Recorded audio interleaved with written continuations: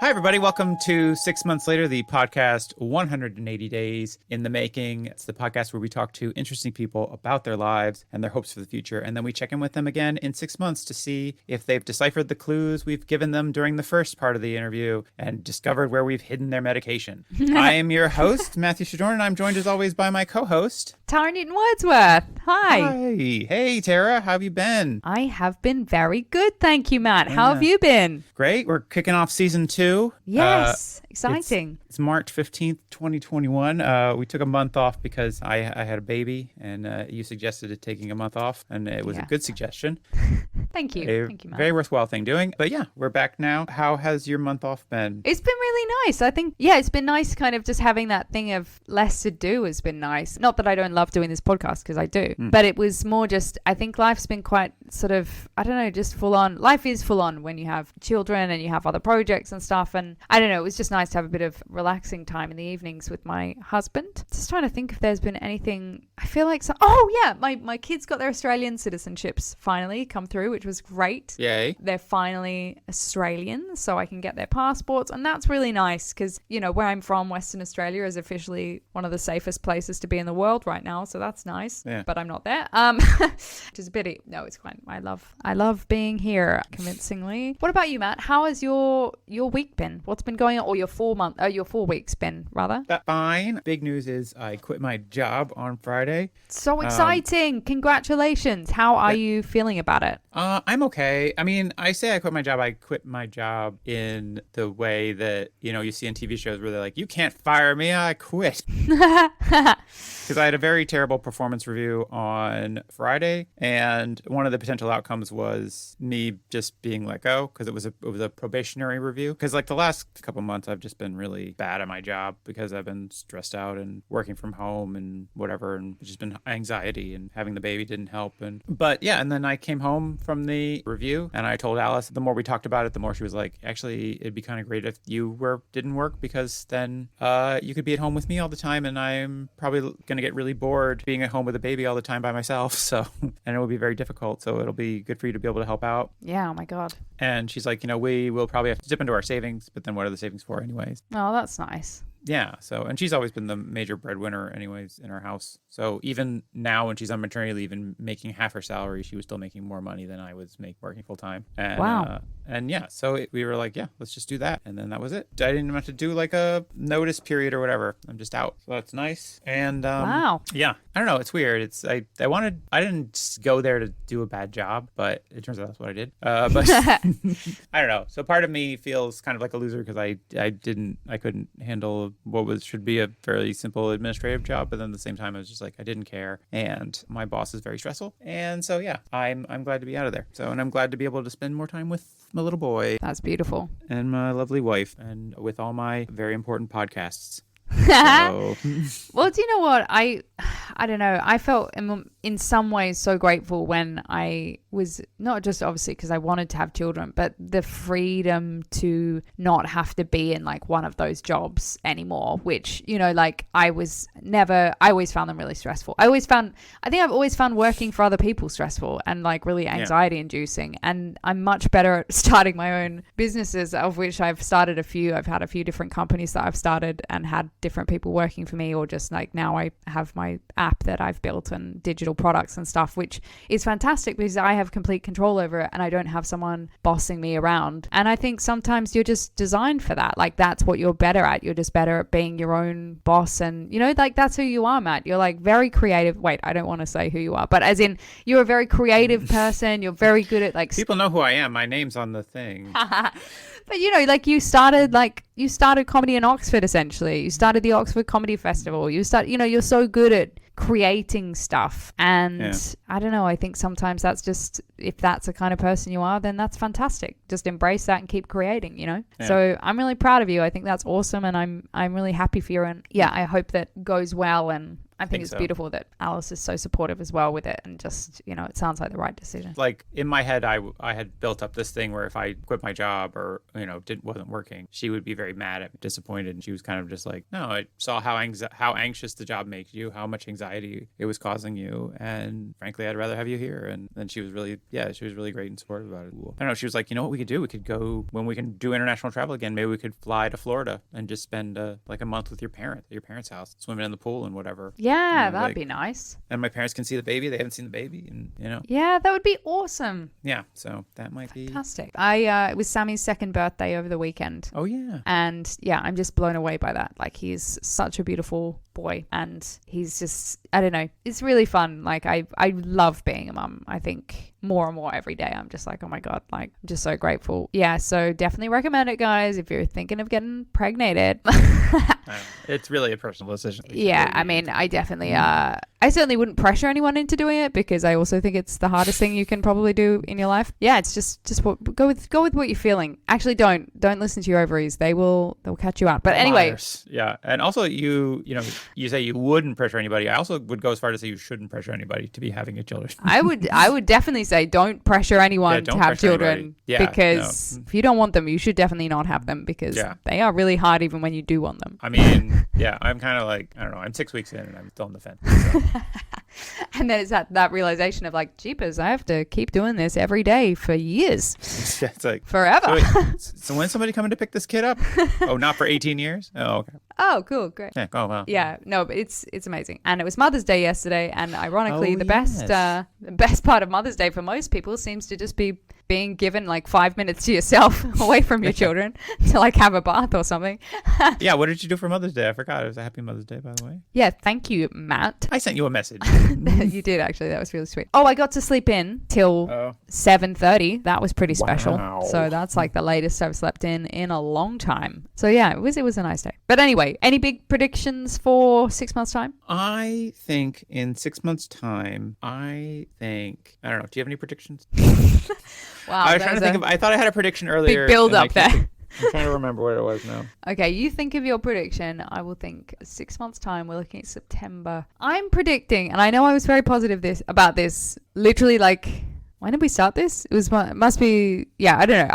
I was saying a similar thing kind of about 9 months ago, and that was completely cancelled. So I don't want to like jinx this, but I am predicting that in 6 months' time we will be allowed to go maybe back to Australia again. And I am hoping that I will be able to go back, that we'll all be able to go back and maybe be over there for a few months. Just, yeah, for this.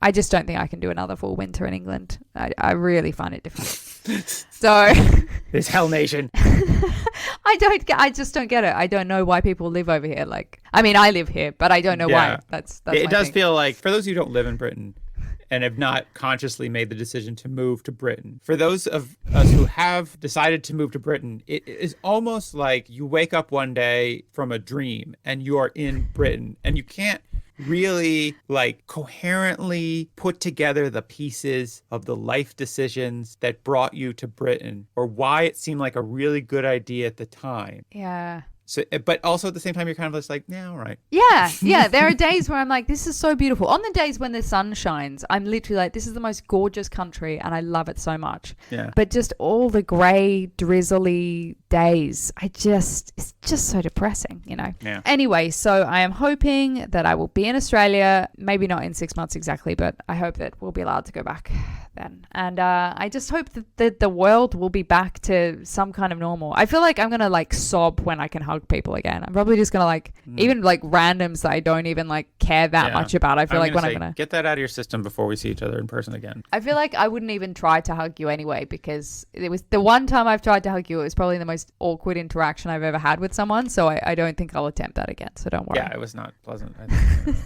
Okay, so here's what I think is going to be. In 6 months, I think people will start going out again. And here's what I'm saying, people. Invest now in movie theaters. I think movie theaters are going to be packed. Movie theaters. They're the next big thing. Have you guys seen the picture shows? Come to the pictures. talkies, fella. They come from Hollywood, USA. I don't know. I just feel like, I'm like, I bet when people can go to the movies, like, number one, I think some theaters have shut down, which I think is an absolute shame. I think maybe some theater chains are not coming back, which is, I think, a travesty. But I think, so there'll be fewer screens, but I think people will be so desperate to just like go and like have that communal experience of going to the movies. And I think I think that's going to be the case for a lot of things. I think every comedy show we do, like, I think that's the only thing that, because I think I'd said on an earlier podcast that I was worried about that I have pretty much forgotten my entire act. So I have like no jokes left. And every joke I had feels irrelevant after this last year. Yeah, like, oh my God, I know what you mean. Not only have I moved on as a person, like the world's moved on as a people. But I feel like people will be so grateful to see any human being spouting any nonsense that I think we'll be able to coast on just bullshitting on stage for months. I think that we'll be able to get away with maybe even through the whole rest of the year just going up on stage and being like, huh? We're all outside, huh? It is going to be great. Yay! No doubt. All right, let's get on to we have an amazing guest to kick off our second season. So with no further ado, let's go speak to our amazing guest, Mr. Chris Gethard. Woohoo! Okay.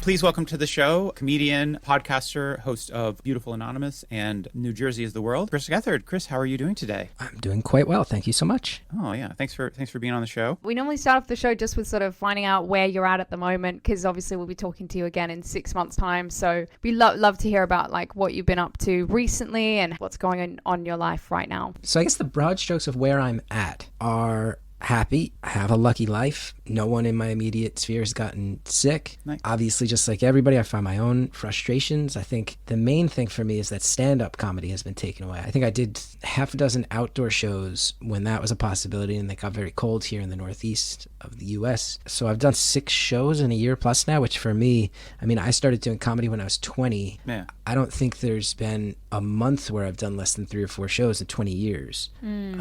So that feels a little bit like I've got this, I don't want to be too hyperbolic, but like definitely some muscles atrophying, and almost kind of feels like, I guess the analogy would, I hope this isn't too dramatic, but it would be like if someone just like tied one of my arms to my body for a year and didn't let me use one of my limbs. Like it's that much a part of my being. Yeah. So you can imagine that leads to a lot of frustration. Stand up is also, you know, it's very hard, very challenging, helps you kind of take your mind off of other things. And then there's also the ego side of it, which is, you know, you get up there and it goes well. It definitely gives you a dopamine kick, makes you feel good about yourself, gives you the adrenaline rush. So to be very, very accustomed to that being a part of my routine and sort of my mental makeup, that's made it very tough. And that's led to a lot of situations where I think I've been in my head a little more than I would like to be, and that's always been a dangerous thing for me. And it's also led to a lot of examination of, okay, well, I've also been able to spend so much time with my son and my wife, and I've had dinner at home with them almost every single night the past year, and the lifestyle of a comedian, that is not generally the case. So I look at all the silver linings. I think about my relationship overall with the comedy scene. It's giving me a lot of desires about setting some new standards for myself or some new ethics when stand-up does come back. And then in the meantime, I mean, the whole New Jersey project was born out of me saying I need another project. I need a project to fill the time. And then also a very intentional choice of, I want to make this with friends. Like everyone involved in it, or rather 3 of the 4 people involved in it are just friends of mine from my hometown. There's one other comedian who for 10 years has been close with me. And some of that is realizing that work relationships are not friendships. Like it's a different kind of friendship. And that I've relied for most of my life on convincing myself that. But people get new jobs, move to new cities, find other priorities, and all of a sudden your friends aren't as close as you thought. And I think for a lot of people I would actually have to imagine for a lot of artists, there's some loneliness. There's some loneliness to feel like, oh, like nobody's really reaching out to me. I don't have many people to reach out to. Oh, that's because we are friends in the sense that we see each other in bars and comedy clubs all the time. But right. So the New Jersey thing was definitely an intentional effort to go, you know, these are people I've known since I was 13 years old, and this is going to be rooted in that. So that's the broad strokes. As far as like hobbies and stuff to fill my time, most of it is I moved out of New York City. We bought a house before the pandemic, and because of the pandemic, we weren't able to move into it until May last year. It was a whole mess. Oh, really? But I've gotten out here and I've gotten very obsessive about lawn maintenance, which sounds so suburban and dorky and lets you know a lot about some of the midlife crisis, like to turn 40 and get real into lawn maintenance, like definitely some moments of midlife crisis in the past year that are exasperated by the pandemic. But I'd say those are the broad strokes. Wow. Gosh. Well, there's like a huge amount there. Yeah, Sorry, that's amazing. I just talked for so long. No, Sorry. as in like, No. no, not at all. As in like, there's so much that you've been going through. You know, it's so amazing and interesting to hear that, especially because, you know, I watched Career Suicide and loved it so much. Oh, thanks. And just thought it was just such a moving piece of stand-up. Like, as in, it's much more than a stand-up show. It's really, you know, I feel like it's almost like I don't want to say prescribe it, but as in like I feel like it just really was more than that to me, you know, and I'm sure to Matt as well, because obviously we've both had our, you know, mental health issues, and, you know, I'm in therapy and stuff. And yeah, it's amazing to hear someone talking so honestly, and I just loved it so much. And so it's interesting as well then to hear about stand-up, you know, and having that taken away. Like, that must have been really, really difficult to, you know, for that to just be gone for the last year. In some senses, yeah. But also it's a crazy thing. I don't know if you're familiar with how much has been going on with the U.S. comedy scene, but in my opinion, it's kind of reflecting a lot of the American, like, political and cultural climate. Like, there's a lot of people who keep shouting, like, the world is too PC, and, like, comedians going, like, the world's too PC, so we're going to say intentionally offensive stuff. But in my opinion, a lot of that's just an excuse to, like, say awful things, and some people are very artful about it, but the majority aren't. And then on the other side of the fence, I think there's, like, a whole, they used to call it the alt scene of comedy, the more artsy, experimental, like indie rock analogy of comedy. And that's become very activist in a way that I think is beautiful, but has never been my, like, I tell stories about my life. And actually Career Suicide definitely had some points to it, so I don't know, but it's like stand-up got taken away, and that's very hard. I'm also able to take a step back and go, oh, this environment overall just might be very toxic right now. Yeah. It's got my gears turning about how to maybe take any sense of a fan base that I have and really lock into that and try to carve out my own corner of the world where I can remove myself from some of the drama.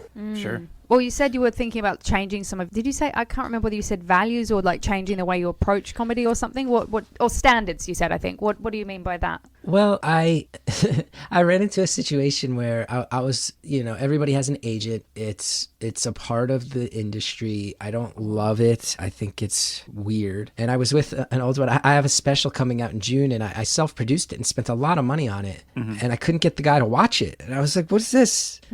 So I fired him. God. I fired him, and I picked up a new agent. And I really like them. But when I started with them, I said a few things. I was like, I don't want shows of mine to cost more than $20. I want it to be very upfront and explicit. If there's any like ticketing fees from these ticketing agencies, I want to be able to sign off on that first. Any shows that can be all ages, I want them to be all ages. If they have to be 18 plus, we'll do 18 plus. 21 plus should be the least favorable option. If I go to a town and I find out that there's an art space or a DIY space as opposed to a comedy club, and I feel like they're doing stuff that isn't run of the mill and is, you know, has some culture or scene surrounding I want to support, I'm happy to make a little less money to go play places like that. And a few other things that I actually wrote out for myself and said I want to stick to these as best as possible. Of course, with the caveat, you know, which is playful but true, of also you have to be understanding that I do have a 2-year-old and a mortgage. So I'm going to do this as often as possible, but I'm not, you know, 26 with roommates anymore. Right. But they're like, oh, we've got a big theater for you to play. It's this much money. Or whatever. Yeah, I mean, there's going to be certain situations where I have to compromise a little more than I want to. But also as part of that, I actually had started in the interim between my two agents. I have a friend who comes from the punk world. He's in a band I really love, who I'm friends with. And he kind of took his experience organizing his own tours, and he books tours for other bands. And I said to him, I'd love to work together. And he booked me 3 or 4 shows when I didn't have an agent, and there were outdoor things last year. And I said, when I signed with the new agency, I said, I'd really love to keep my punk rock guy on the team, and maybe we can figure it out. So we're kind of in the process of figuring out what that means. But I have this guy on my team who his whole world is that sort of, because I'm not saying anything revolutionary. Musicians have been doing this for years. Ian Mackay and Fugazi and a lot of musicians who go all ages shows, $10 shows. So I'm also keeping someone on my team very specifically to make sure that there's at least a decent percentage of my shows that prescribe to these values and that take place in venues that I kind of see the ethical merits of more than I necessarily do at a comedy club where they go, okay, the ticket's $40 and you got to buy mozzarella sticks and 2 watered down drinks, you know. Some of those are very good. I don't want to slam it. Some of those are very good, but oftentimes I go, what is this machine that I'm kind of being one of the gears in. Yeah. I mean, that was one of the things where, when the pandemic happened and the comedy industry shut down and a lot of people were like, well, some of this is never coming back. And part of me was like, good. And it's a shame that some of these spaces that have been important to people and these spaces that have helped some people, but I feel like have also excluded a lot of people and have been, I don't know, in some ways detrimental to the way that people perceive comedy, because they see it as this one thing where you have to go to this club and you have to get this very specific type of comedy. And then I was like, well, maybe if there's new ways of reaching people and new spaces to go to. And because like when I started doing comedy, it was all DIY spaces. I've never really done comedy in a club. And like I actually started in Knoxville, Tennessee, and there was this punk bar that I knew, and I knew the owner, and I was like, hey, can I just do a show here on Mondays at 8 because the bands don't start before 10? And he was like, yeah, sure, do whatever you want. And we got to do basically whatever we want. We got to do whatever kinds of shows we wanted to do. And it was one of the most creative experiences of my life and just extremely beneficial. It's the best. And I think then, like, for someone of my background in comedy and someone my style of comedy, for me to break in the clubs, I always felt like an interloper. And there was also a part of me that felt like it was a real accomplishment in the sense that most alt comedians don't. And there was a part of me that did have it in my head of I've always had this philosophy that to be as good an artist as you can be, and it's not true for everybody, but a lot of the people I admire have this about them, and it's a standard set for myself, is especially being in New York where there's so many shows. I would use the phrase all city. That's a thing that old New York graffiti artists used to say, was like the actual like kingpins of these lines. Like, were you on enough trains that your name was seen in every corner of New York City? Every borough, all 5 boroughs, they're going to see your name on a train. Are you that prolific? So to me, I always looked at Mike Birbiglia and John Mulaney. Aziz Ansari did this too, where it's like they can play the tiniest, weirdest little bar, they can play the punk rock rooms, they can play the tourist clubs, they can go to the comedy stuff, and they can do that all back to back to back. So it meant a lot to me to get the clubs, but it's kind of like the more comedy fragments and the more people are making their image and their shtick about tying into the sort of cultural extremes and cancel culture, and I'm all for activism, but I sometimes do think like there's ways in which it's just not a thing I can do. Like there's like my activism and my activist tendencies don't coexist with my comedy. So it's hard for me to kind of know exactly where a style like mine lives right now, because I don't have any interest in getting up on a stage and say like cancel culture's gone too far. Like the last thing I want to say, but there's also going to be bills where there's a lot of people getting up who come from specific backgrounds or whose acts are built to attack certain power structures and tear them down. And I respect it greatly, but I don't know that I have a place on that bill. I actually think that me taking up room on a bill like that might kind of be against the mission statement of that bill as a 40-year-old white guy, So it's hard for me to know exactly. I definitely feel a little bit like a wandering soul the past couple of years, for sure. It's really interesting because, it doesn't, I guess from the outside, it doesn't feel like that at all, because when I see your work and how loved you are, I guess it is that real feeling of like you have sort of carved out your own corner. You know what I mean? Like, as in, like, I feel like you've kind of already done that, but that's just my own outside perception. So obviously that's not how you feel. Well, it's a good reminder of something I know every day, which is that I take a deep breath and I look at what I've done and I go, okay, I had an HBO special, my own TV show. I published 3 books. It's on a bunch of highly respected TV shows and bit parts. And I did that all before I was 40. Like, I can take a deep breath and intellectually go, I've had a successful career. Like, if I hung out up today, like, I did pretty well. But I also have mental problems, and I also have anxieties and depression, and I've been medicated for, off and on for close to 20 years. And I guess that's another thing I've found that the pandemic has actually helped with, which is that professional accomplishments are never going to make me feel tranquil or like I've hit some place of contentment, because I don't know that those things are tangible in any real way. And that's why I have learned, like, the fact that I can work from home now and arrange my day where I can take 2 hours off and go take my kid to the park, like, that's much more gratifying than anything I've ever done being on TV, for example. So some of it is that, and again, a very American attitude that your work defines you. And I think that that's a sucker's game that I'm sadly caught up in. And I'm always going to feel a little bit like a wandering soul, even though I do know. And I go on the road, I sell good tickets, I make a living, I have Beautiful Anonymous, that's my main gig. It's a lovely thing, but I still have not figured out how to feel a sense of tranquility at the end of all of it, which is a bummer. I bum myself out saying that. I was gonna say because I've been a great admirer of your work Thanks. for many years. I think that the Chris Gethard show, which was an amazing piece Thank you. of work and an amazing community and really influential. Like I said, that Monday night show, and part of the thing was like every Monday we had a different theme and we did something completely different, and that was very much inspired That's by awesome. a lot of what you did. Well, and I think you can see that. Sorry to interrupt, but I think you can see that when I speak about this sense of like having a sense of purpose that felt right and having a sense of tranquility, like, oh, I'm making a thing that I'm supposed to make. It was that show was by far the closest I ever came to it. So that's kind of where I'm at in life in general the past 3 years, is when you have it was called the Chris Gethard show, and it went a lot further than anybody expected it to. And I think even as it kind of sold out to cable instead of public access, we really tried to do it the right way, more than a lot of people would have. And I'm very proud of what we did and how we did it. And now it's over. So now what? And that's a thing that nobody really talks to you about when you're starting out. It's like at some point you'll be frustrated, not because you can't get the things you want, but because you got them and they're gone now. Now you're on the other side of what you always wanted. And unfortunately, people don't retire until they're 65 and you're 38 when the show goes away. So what do you do for the next 27 years now that you've done the thing you feel like you were probably destined to do? Yeah, I guess that is a hard thing. I'll always find a way to complain. But I've been thinking that more and more and saying that more and more. I find myself saying it on Beautiful Anonymous a lot, is that I am relearning how to shrink my life. That the things right in front of me, the day I have, are often very happy, but the world at large feels stressful and sad. So I have to figure out how to be like a responsible citizen who's not just sticking my head in the sand and ignoring stuff, but also saying, I just had a really lovely day. That should make me happy. So maybe I should stop reading the news and stop, I've read enough news today. I should stop worrying about what my career is going to be in a year or mistakes I made in the past. And I should just remember that it's really fun to be doing what I'm doing right now. And with a 2-year-old, that is actually very easy because he's hilarious. Yeah. How have you found becoming a dad? How has that been? It's kind of the best thing. I hate to be cliche, but it's kind of the best thing ever. I just saw he just got home. I'm watching him from the window. Aw. We had this house we bought. It's actually an insane story. So there was a single woman who lived here and a single woman who lived behind us, and they both houses sold. And there was this really insane amount of bamboo in between the houses. And it turned out the woman who lived behind us used to sunbathe nude, and it infuriated the owner of our old house. So she put up 20-foot tall bamboo as kind of a screw you.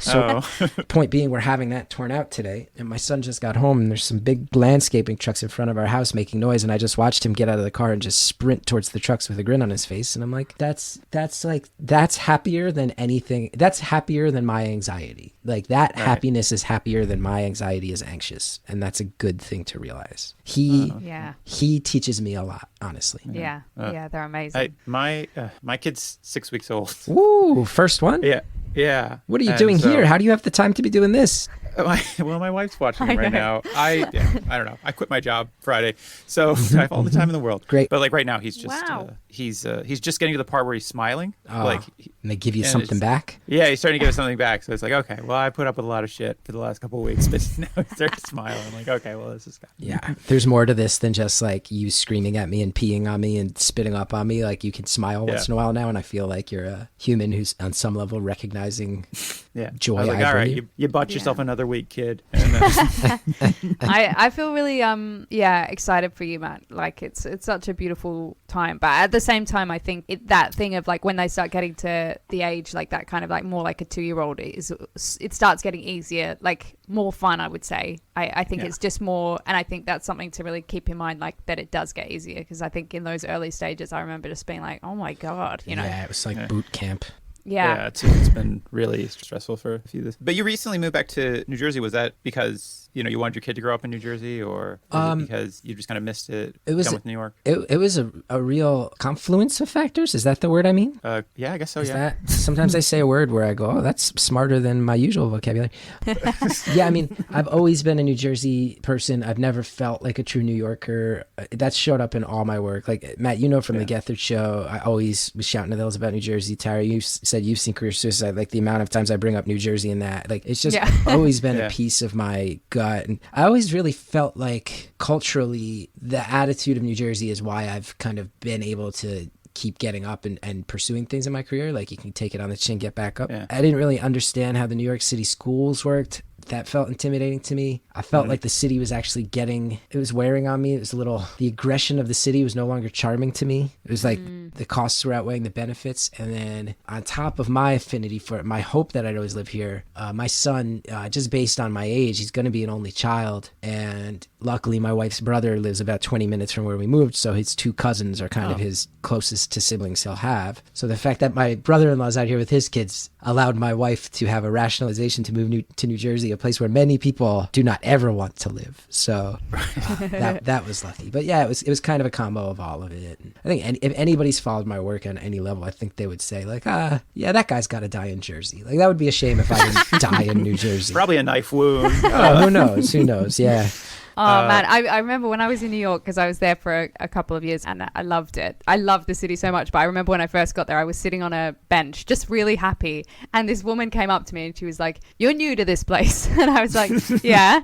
And she was just like, "I've been here 11 years. And if I've got any advice, it's get out before it sucks the life out of you." Yeah, I lived there for 16 years. And there were two incidents I can think of. One was I saw a subway masturbator at 2 p.m. And there were Wow, an afternoon masturbator. Yeah, and I mean like 35 people on the car who just kind of sat there, and you go, this is just part of life in New York, is that things like this happen sometimes. Like no one's even screaming or yelling or getting up. Like you're just like, ugh, one of these. And then there's one time where my wife had our son, and she went down some subway steps, and I was carrying her stroller, and it wasn't like a subway stroller, it was our big stroller. So it's heavy and it's wide, and I was about 3 steps from the bottom, and a woman started coming up the steps, and I just stopped, and I'm holding this heavy stroller, and she's staring at me like, ugh. And I finally just went, "Is there any way you could step down the 2 steps so I could get past you?" And she went, "Come on," and pushed the stroller into me and walked by. I said, I can't have my son living in a city full of like people are in such a rush that they're mean, and other people take their dicks out in public at 2 p.m. Like I just can't imagine raising my son here. Yeah. No, I think it's so good. We moved out of London to have our kids, and I thought I'd really miss London, but I have not looked back once. Yeah. So you're kind of on this New Jersey reclamation project where you have started New Jersey's the World, which is like a podcast love letter to the Garden State. Is that kind of fair to say? It's like a podcast love letter to the state, very fair to say. And then we also have a Patreon where there's like 6 other podcasts that are just aiming to just be like as rich a celebration of a place as you could possibly do. That's great. And you were saying, so this kind of came up because you kind of wanted to work with people who are old friends that you kind of have a deeper connection to than just kind of the regular people in the comedy community, or just kind of other comedians, or are they comedians? I was listening to Wotown and I was like, I don't know these guys. Should I know these guys? No, they're just dudes I grew up with in West Orange. Like neither one of them is a comedian. Like the one guy, Nick, is like an actual union card carrying construction worker who like helps build bridges and airports and stuff. Like the other thing too, if you know people from New Jersey, I think a lot of people from Jersey would say it's very true that I've been around a lot of very funny comedians and very well-known comedians, especially coming up at the UCB in the era I did, just the amount of talent that passed through there. But I still think if you said to me, who are the funniest people you've ever met, a lot of it is the people I grew up with. And if anybody came and sat around in my backyard when we all got together and cooked burgers and hung out, you'd sit here and go, oh my God, these people's stories are amazing. So kind of wanted to show that off too, you know? Yeah, that's awesome. I love that. That's great. And I think that's the beautiful thing, is like when you can connect with people who are able to make you laugh and make jokes and stuff, who aren't, they're not out there trying to make a career out of it. It's just who they are. And I think that's really beautiful. Yeah, me too. I feel lucky to know these guys. And it's also, we grew up in the 80s and 90s when things were lawless. And there were all these rumors, like all the craziness, like kidnapped kids on milk cartons, and all these rumors that satanic cults would kidnap people. And we were still being like completely convinced that the Russians might drop a bomb on our heads. Like I was told, growing up in North Jersey in my town, we were told, a teacher once told me, I think I was in 3rd grade, he said, if they drop a nuclear bomb on New York City, we're some of the ones who are really out of luck, because a lot of people closer to the city will die instantly, but we'll most likely just be covered head to toe in 3rd-degree burns. Like we were told that in 3rd grade. So it was just like an era of time where you look back and it was like satanic panic and the last throes of like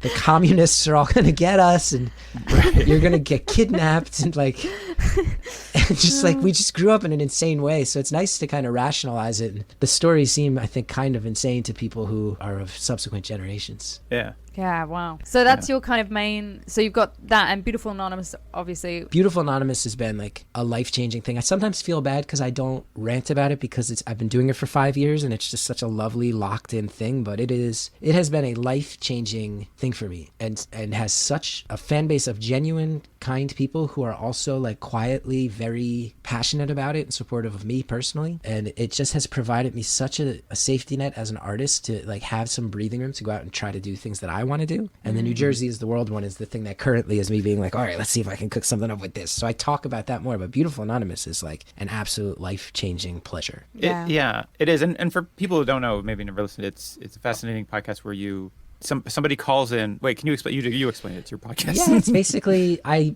put a phone number on the internet. Like I tweet it out when the line is live, and then people call, and I talk to one of them for an hour. And the only rules are that they never tell me their name, and that gives them a lot of feelings that they can kind of open up and say some risky stuff. And then I'm not allowed to hang up. They can hang up before an hour. I can't hang up until it hits the hour, which are very loose parameters. But it's actually led to like, it's funny to me because a lot of people tell me like, oh, it's such an innovative show, and I sit there and go, well, it's just a phone call and a conversation. But I think just some very loose parameters that tell the person like, hey, you're not going to get in trouble if you say too much. It's anonymous. And I'm going to listen. I'm not going to bail on you. Like I'm here for the long haul, and no one will ever know who you are. It's actually led to some conversations that have been like, some of them very funny, but more often than not stuff that's kind of like cultural examination and oftentimes quite dark. It's very cool. It's very cool. Have you ever felt like hanging up before the hour? Yeah, I can't lie. There's been a couple. Some of the conversations have been like extraordinarily hard to hear on just a human emotional level. And those ones I just sit there and go, man, I'm like, I effectively am the platform for this. But what scares me is like the part that's really, really difficult mentally is when we've recorded a call and we haven't released it yet. And it's like, I know when we release it, the world will have it. But right now I'm the only one who's heard this, and that can weigh on me. That's not necessarily stuff I want to hang up on, but I know it's going to be hard. And then if I'm being honest, there's been a couple where I can just feel that maybe a lot of times I'll drop the ball and miss something, or a person just winds up not having as much to say as they thought, and it's maybe like a little bit slow, and we'll get in like 35 minutes, and my producer will type to me like, this one's slow, can we pick up the pace? And I'll go, I'm trying and I can't figure it out, and that's on me, and I'm going, probably not going to use this one, and I'm going to be sitting here for another 25 minutes out of respect. But that's, like I said, it's not really the caller's fault. It's my job to find something there. And yeah, and there was actually one that made me laugh so hard. We actually did a live show once and got a call from a couple, and it was not a good live show. And then the couple, I later met them in person when I was on the road, and they came up to me and they said, we were the ones who called you at that festival. And I said, oh, hi. And I thought they were going to say, why has our call never come out? And they said, we are so happy that you didn't put that call out, because we hung up and turned to each other and said that was boring to the point of being humiliating. And I said, well, I wasn't going to say it. But yes, it was. I was curious about the show. Like, what percentage of calls don't make it through the filter? Like, how many? Very few. Really? Yeah, I mean, we've been doing the show for 5 years now and putting it out every week, and with like some bonus episodes along the way. And I don't think there's more than 20 calls that haven't been put out. And I actually would be surprised if it's even at a dozen or so. You know, like I don't really. Yeah, most of them we just go, cool, we got it. But as far as ones where we walk away and go, yeah, we're not using that, maybe 10 in 5 years, 12 in 5 years, and some of them because they're boring, some of them because I screw something up as the host and create a bad vibe, and then one that was actually so disturbing. Well, no, there's two. There was one that was very disturbing, and we hung up and said we cannot, in good conscience, release that. Anybody who's heard the show is going, well, the things you have released, what could qualify as that? And then another where I actually sadly had to stop the call halfway through. I made a judgment call and said, you're really struggling right now, and I think you need help, and you've made it clear that you're not getting that help, and I just can't. I need to tell you I can't put this out, and I need to stop and just talk to you, and just let you know that I don't think that airing this out to the pretty sizable fan base of this, I think it's going to hurt more than it's going to help. I'm not going to do it, and I want you to go get help and call back sometime once that's happened. And she, I think that got through to her. So really only two that were kind of content related. But yeah, not many. Do you mind indulging me in this the sort of infamous trash episode of your show? Oh yes, the dumpster episode. Yeah. Yes. That is can I say, is I think maybe the finest hour of television ever committed to video. Thank you so much. Matt watch loves that. it so much. I watch it. Every time I try to explain who you are, I'll just send people a link to that video. I think it's amazing. Thanks. It's kind of the legacy of the whole Gethard show, is that episode. Is it? Well, it's the one that has by far spread the most, and it's wild. Like, you're not the first person to say it's the finest hour of television they've seen, and some of these are like television reviewers. Like, and I sit here and go, wow, we really nailed that one. I mean, we made, all told, the whole run of the show, we made over 200 episodes between public access and cable TV, and I go, wow, well, a lot of them were Drek. That was the experimental nature of it, but that one was definitely the episode where you look at it and you go, man, if we had gotten to cable and finally had a budget and actually gotten to, there was potential that all the episodes could have been that good. Let me say that. And there's a lot that I'm very proud of and a lot that I will stand by and say are very good. But that is the one that most, the backstory actually, and we've talked about this, is that the network we were on at the time would just give us these notes. We would pitch the craziest ideas and they'd give us such notes, and we were butting heads and everybody felt bad about it. We were annoyed. They were annoyed. We'd be able to have these human conversations where I'd say, I know that I'm digging in my heels and stuff and annoying you, and they'd go, and we know we're giving you like corporate mandate stuff that's very annoying to you and pushing and pulling. And I'm not lying when I say, I think that was in the second season of the show, and we'd spent so much time fighting with each other, and I said, I feel like we've been conceding so much to you guys and kind of bending over backwards to accommodate you. It is what it is. Can we have one that we do our way? Like, can we just have one where you bite your tongue on the notes? And it was the dumpster episode. See? Wow. You sons of bitches. And just yesterday, there's a TV reviewer named Alan Sepinwall, who's really highly regarded. And just yesterday, he puts a tweet up that says, I finally had a chance to watch the infamous dumpster episode of the Chris Gethard show. Oh my goodness, what a delight. And then all these other reviewers who follow him are going, yeah, it's one of the best hours of TV I've ever seen. Like one of the pinnacles of live television. I'm going, well, it's nice for me to get all these reviewers I respect in my corner 3 years after the show was canceled. That's very on brand for me. Very on brand for me. The whole run of the show, I felt was amazing. And I loved that some of the shows did kind of fail. Oh, yeah. And I loved that. And that was like a thing that I brought to my own like weekly shows. Like if we have a bad show, and we had some really bad concepts. Who cares? Like we had one where like, that's fun. We were going to write a book on stage. It turns out it's really hard to write a book. Yeah. Yeah. It turns out I'm a very bad typist. Not the most thrilling process for an audience to watch. Yeah. It's like, I was like, we'll have the page projected on a screen so people can see me typing. Didn't work. Yeah. When it was not working, I kind of turned against my collaborators, and I was like a real asshole about it. So it just made it even worse. Been there.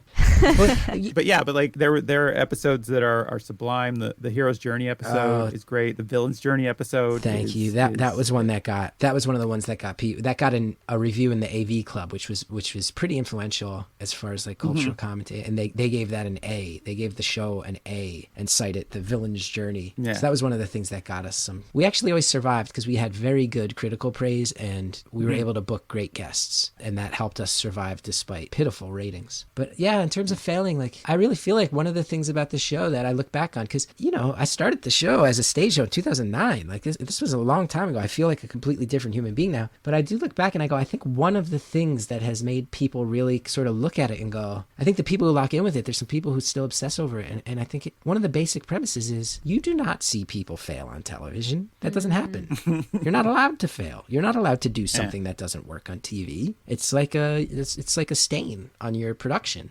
And all we did was fail. And kind of the overarching theme of the show was like, hey, we're never going to get this right. We don't have the financial bandwidth. We don't have the emotional capability. We don't have the experience. We're never going to make a good TV show. But we got this. We'll make what we make. And then there were a lot of people who went, oh, this kind of lives outside of the matrix in a way.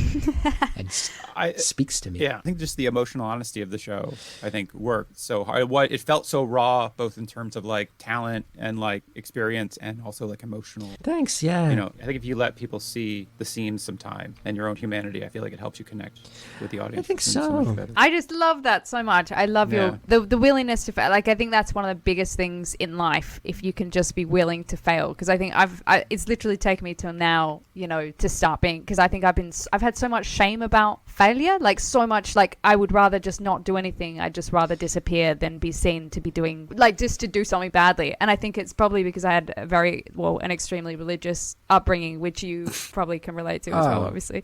I was trained to be self-hating as an Irish Catholic. Yeah, and I think there's such a deep part of me that it's like I feel almost constantly like I'm going to be found out that I'm somehow a bad person, and that I should already be ashamed of that, so it's like this thing of almost just not wanting to be seen, and I think therapy has really helped me to just be like, fuck it, like I've just give it a go, like just see how it goes. And that is so I love that idea of failing and just not caring, like just keeping on doing it, finding the fun. Yeah, and I was lucky that I managed to make it an asset of like, hey, I strike out all the time. You've seen me strike out. And I'm here on public access television, which is regarded as largely a joke in America. Right. I don't care. I'm going to go for it. And I think that went a long way with people. I think in its time, it actually felt like a pretty progressive step to have a show that's like, yeah, we screw up all the time and I'm woefully depressed. And if you want to call in and tell me messed up stuff, go for it. Just stop the show, give you 6 minutes of airtime. I mean, like we once had a guy call up. I hate to laugh, but like have a guy call up and talk about how like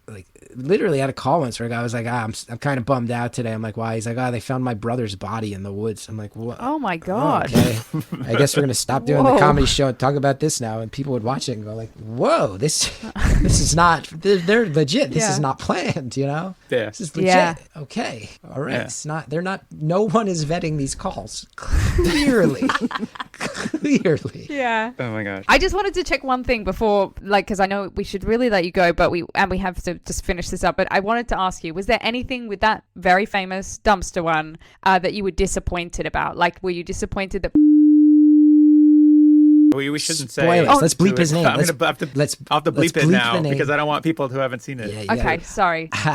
If that's the question, I got to tell you, you can ask me about almost any other episode from our cable run, and I will be able to point to something where I go, I regret this, I regret that, we were forced into doing that, I overthought this, blah, blah, blah. But I can say with confidence that the dumpster episode is the one where I go, no, that's what I was hoping the show would be the whole time. We have like enough clout to get a person like that involved, and we have a budget big enough to do it on this scale, afford a dumpster. Yeah, I mean, we actually built that dumpster. Like here's behind the scenes, we actually built a fake dumpster with like a ventilation system in it, so he didn't die in there. But then like, boy, that would have been a reveal. Yeah. Oh my God. Okay, see, that is a question I had because it looks like a used dumpster. Yeah, our arts department did great on that. Yeah, I was like, oh, did they like clean out a used dumpster? Because I feel like the smell's never coming out of a dumpster. Yeah, it's and I was like, they put that guy in a dumpster, in a smelly old dumpster. I don't know. So it's a fake dumpster. That actually it's the one thing that's faked in that episode. But yeah, I do look at that one and I go, that you get on cable and it means you can get someone that big to help you out. And you have a budget to make it look good, and then I'm also given the breathing room to like. Sometimes I feel like I see some stuff on the internet and it makes me laugh. I'm secure enough to handle it, but they go, oh, this is really because Paul Scheer and Jason Mantzoukas were so funny. And I go, yeah, absolutely. That's why this episode is so chaotic and off the rails. But I'm the one who built the infrastructure and the one who invited them because I knew that. Like, yeah, I knew this idea was good for them, and I know who they are and what they would do and how we interact with each other. So yeah, I was able to book guests I like. I was able to do it the way I want it, and I think it will stand the test of time, whereas most of them will blow away like dead leaves in the wind. It was really an incredible, I mean, I just can't believe that guess and everything. Thank but you. we won't say any more, obviously, to wreck it for people. I want to ask you two things quick before we let you go. You said you're obsessed with yard work these days. Yeah, I love it. I was fertilizing my lawn earlier today. Today's the first day they recommend fertilizing. Really? Yeah, I put down Magical Ed Green Up fertilizers earlier today. All right. So you got the classic grass lawn. Yeah. Are you getting into gardening? You getting into flowers? You getting into vegetables? I want to know all about this. My wife's mother is a fantastic gardener, so my wife always grew up with like a knowledge of plants. She really likes the gardening. I ruined my lawn last year, is what happened. I cut it too short, and it was overrun with a weed called crabgrass. And I became so mad at myself that I consumed every bit of information I could find on how to fix it. And that actually led me to getting like very OCD and feeling like, oh, there's all these different strategies, but at the end of the day, it's just kind of like science and nature. You get to be a part of it. Starting this year, I'm starting to figure out like my new project is in certain sections of the lawn. I put down a lot of clover seed because it's coming back into fashion to have clover in your lawn. And a big part is because it absorbs nitrogen, so you don't have to use use as many chemical fertilizers. Like I sit nice. and research this stuff all the time. I love it. That's amazing. Well, that's awesome. I'm glad you're loving your your new lawn. Oh yeah, it's the best. I'm gonna get out there after these landscapers go, and I'm gonna finish up the fertilizing. That sounds fantastic. Amazing. I'm looking forward to hopefully the next special being all about lawn. Yeah, lawn work. Okay, and then so we're gonna talk to you again in 6 months. Do you have any big predictions for yourself or for the world in 6 months? Let's see. Well, 6 months from now is September, right? Yeah. Personally, I have a new stand-up special coming out in June. It's like a half of it is stand-up material and half of it's like a documentary about kind of driving from venue to venue and showing off what the actual experience of a 10-city tour is like. Oh, neat. So that's coming out in June. I'm very interested to see if that makes any waves, and it would be really nice if it did. And then I think my first shows back are in September or October that are on the books. That's when everybody's starting to book things. So I would love it if I had like some momentum off of that stand-up leading into my gigs of that special, kind of letting me go at it from some firm footing. Like I would just love so much if the New Jersey is the World project got off the ground enough that it was self-sustaining. And really the only thing it needs to get, if it could generate enough money that I could pay the producer enough, because he's producing 5 to 6 podcasts a month for it. An old friend of mine who worked, he's trained as an audio engineer. He mostly did like venue sound. So he's completely, I mean, you can imagine like anyone who worked in a venue in any capacity got told overnight, you're the first one out, like no job. So if this could become something that makes enough that he could be like making enough of his income to make it worth his while, then we can keep it going. So I would love if it blew up and became a part of my income, but more realistically, I hope it keeps building momentum so he can get taken care of and keep doing this thing because it's been so full of joy. Those are the goals. That's beautiful. Oh, that's great. Any big swing predictions? Any crazy predictions for the world? I don't know if this will be 6 months, but I do genuinely think, I mean, this is going to sound very out of character coming from me, but I do think that when we are allowed to party again, I think that's going to be such a treasured thing that I think there's going to be like outright hedonism in a way that I haven't seen in my lifetime. I think there's going to be a lot more people who are like, screw it, I'm a kinkster and I'm into group sex, let's go have orgies and not apologize. I think there's going to be a lot of people who's like sexual peccadillos that keep behind closed doors. They're just like, nope, I'm going for it. I think there's going to be a lot of that. I think there's going to be parties in the streets. I think there's going to be like art happening on street corners that gather large crowds. Like I think there's going to be a celebration of like group activity and humanity and physicality that we are probably going to take too far, and then things will swing back towards the middle. But that would be my guess, especially like in the States. Like I know it's a very moderate version of the Democratic Party, but like the conservatives aren't at the top of the food chain anymore. It seems like there's been a pushback where liberalism is pushing back, so maybe that'll also show up culturally. Like there's not like a puritanical group in charge right now who will snuff out the fun.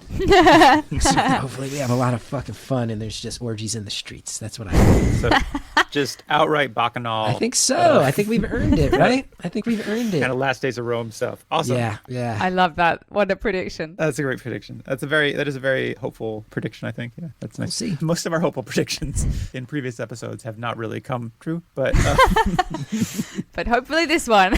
So Chris, we're not going to say goodbye to you because through the miracle of editing, we're going to pick up this conversation seamlessly in 6 months' Sounds time. good to me. But one thing we do ask our guests to do to kind of bridge the 2 episodes is we ask them to set up a joke that they do not know how it is going to end. So we'll get your setup now, and then you have 6 months to think of the perfect. Oh, so I'm inventing this off the top of my head. This is not a pre-established joke. Okay, let's see.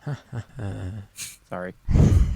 At the risk of alienating and annoying every guest we have, we've decided to do this. Well, no, I think I found a good cheat on how to do this. That will be a writing exercise for myself. So my son currently is 21 months old. So what I'll say is, there's a lot of things about raising a kid that kick into gear, specifically when he is 24 months old. And now I'm going to tell you about some of the most hilarious things that happened specifically with a 24-month-old son. The funniest thing that the boy has said to me in 29 months was, every once in a while, it will wind up where we bathe together. He's still young enough that I don't think that's creepy. And there was one day where he pointed at my penis and said the word vagina and started cackling. And that's his mispronunciation, not mine. Vagina. He just pointed right at it and went, "Daddy's vagina." Ha ha ha ha ha. And that was, that's a hard one to know how to react to at all, let alone in 2021, let alone, right. You don't want to have knee-jerk reactions about gender-related things, because at the end of the day, who cares? But you're sort of trained to have those knee-jerk reactions. So I just quiet breath and try to explain to him that I don't have a vagina. Yeah. I mean, there's no judgment there. It's just you're correcting him on a very technical issue of, Yeah. you know, very, like the medical term for a physical thing. I feel like Yes. there's no, Yeah. And then right after that, you were like, and actually, it's a vagina. Okay. Yeah. So You're not so you like whatever you're going for here, you don't even have the word right. So jokes on you you. look real dude. stupid. Yeah. You're just making a fool of yourself here. Yeah. And to be fair, also of me. Yeah. Also of me. Debating a 2-year-old about what's a penis and what's a vagina. Yeah. It's not the best use of my time. actually a great word. I really love the word vagina. Maybe that's what I'll start calling it. And you were like, actually, the visible part is called the labia. Okay. I think, if I remember right from health class, but I was never totally sure because I was an ignorant guy who grew up in a school system with bad sex ed. But yeah, I think so. I mean, no one really knows what It's any a of mystery. called, It's all. but it is a mystery. Chris, how have Chris, how have the last 6 months been treating you? Okay. Ups and downs. I was bummed when I listened back to realize that we haven't hit the point of hedonistic parties in the streets yet. Sorry, We and I know haven't you've been come close to doing your that. best to get those started. I know, You're I just keep getting running around arrested. naked.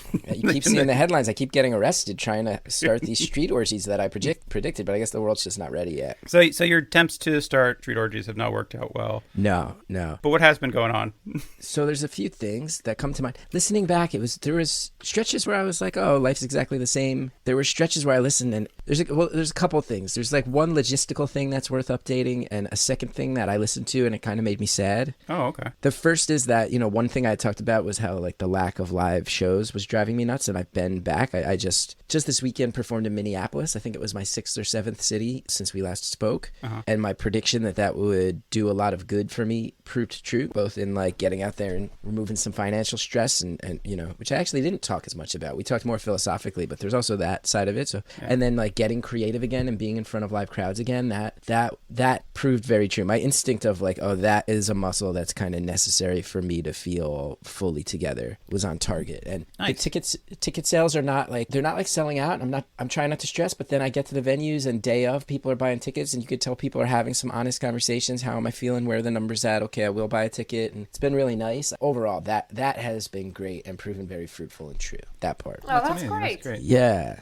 And then there's a stretch I listened to it and I went, man, I sound so rational. But then I heard your reactions to it. And I think about then I think about the last 6 months and how it kind of rolled out of control. And it was kind of shocking. It kind of bummed me out to hear. What was that? Oh my God. No, I what feel did like we you say? did something wildly wrong. No, you didn't do anything wrong. So basically, there was a stretch of our last conversation where I was talking a lot about, there's a lot of comedians that are maybe harder edged and the cancel culture. And then I got into this rant where I was talking about how some of those people don't like me, and I feel like I need to carve out my own space and try to survive and this and that. And you both expressed versions of like, oh, well, from the outside perspective, that's kind of what it looks like you've done. And I sort of said, well, yeah, but blah, blah, blah, and brushed it off. And the truth of the matter is, it was like a very mini version of some issues I was having. And I was listening through, and I don't think I had mentioned this yet, and I don't think it had happened yet. And if it did, I downplayed it or didn't mention it, but I actually switched medications. Oh. I think not shortly after we spoke, because I was having some pretty big issues, and that chunk of conversation actually really had become this kind of obsessive thing, this like sort of obsessive thought of like how there has been some negativity towards me, but it's been from maybe 3 or 4 people, and I was really dwelling on it and letting it take on sort of really big importance in my mind. And we said some stuff along the way with you guys about, there's some friendships, and if you're not working with people, apparently you're not friends anymore. And that was another sort of like, the way I phrased it, I think was pretty on target, but it was another thing that when I heard it come up, I'm like, oh my God, that was just these thoughts of like, comedy has no place for me anymore. A lot of my old friends have abandoned me. Those were becoming very, very obsessive thoughts, actually. So in expressing those and hearing myself express those two, I go, oh, I sound so rational saying it there. And then I hear you guys react and go, kind of look looks like you have carved out your space. Like, and I'm listening going, yeah, I had. And I really wasn't totally in touch with that. And that kind of grew out of control to the point where negatively impacting my life, and I switched medications. So listening back to it, I was like, oh yeah, I don't sound unhealthy. I don't sound out of control, but those were thoughts that were really on my mind all the time that I could not let go of.